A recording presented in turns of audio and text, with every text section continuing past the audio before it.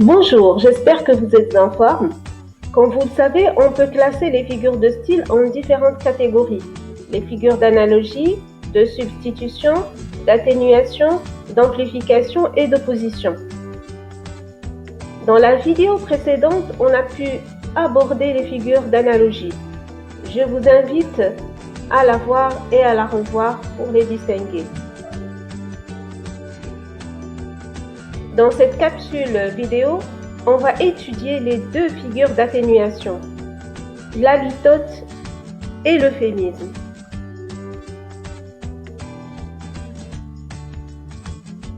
L'objectif des figures d'atténuation est de diminuer l'impact ou l'effet de ce qu'on dit, en utilisant des mots moins forts.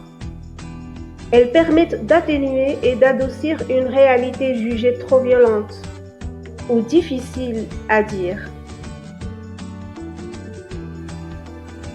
On peut distinguer deux figures d'atténuation, l'euphémisme et la litote.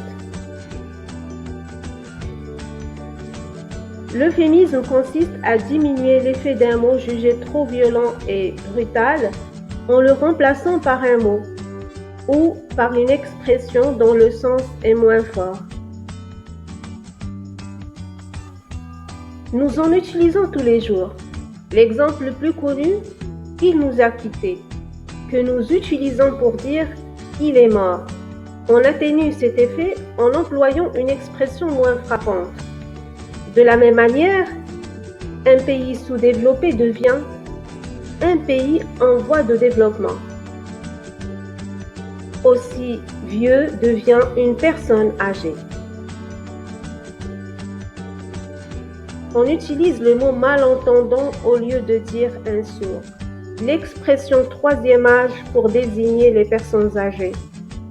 On dit les demandeurs d'emploi au lieu de dire les chômeurs. Cela permet de diminuer et d'atténuer la dure réalité de certaines choses.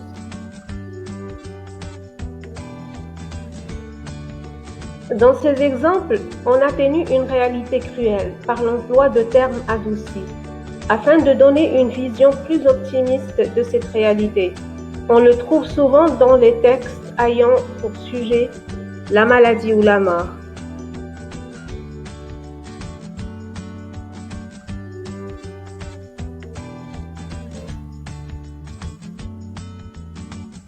La deuxième figure d'atténuation est la litote. La litote consiste à dire moins que ce que l'on pense vraiment. Cette figure de style fait appel à des mots qui ont un sens moins fort, comme l'euphémisme. Mais pour la litote, c'est souvent l'utilisation de la négation et du mot contraire de ce qu'on souhaite véritablement exprimer qui diminue la force des mots.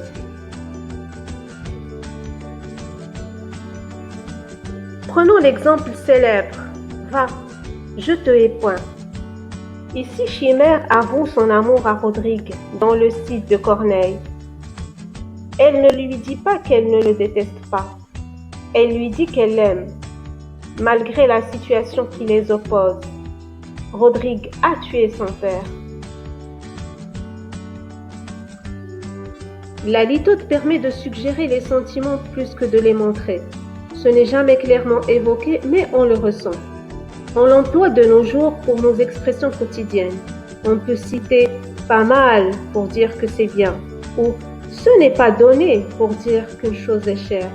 On en dit moins que ce que l'on pense vraiment, par pudeur, par ironie ou pour mettre en valeur le propos. Prenons cet exemple. Cet employé n'était pas fâché de devoir quitter la réunion. Les discussions commençaient à y être moins respectueuses. Dans cet exemple, plutôt que de dire « cette personne était contente de quitter la réunion », on utilise la négation et le contraire de l'adjectif content.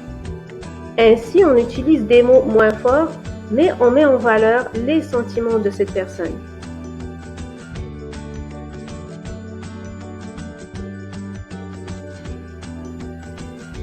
Pour résumer, il existe une différence entre les deux figures d'atténuation. L'euphémisme masque une réalité douloureuse, alors que la litote la met en lumière. Elle sert à mettre en valeur une chose en s'appuyant souvent sur la négation et l'utilisation du mot contraire de ce que l'on pense.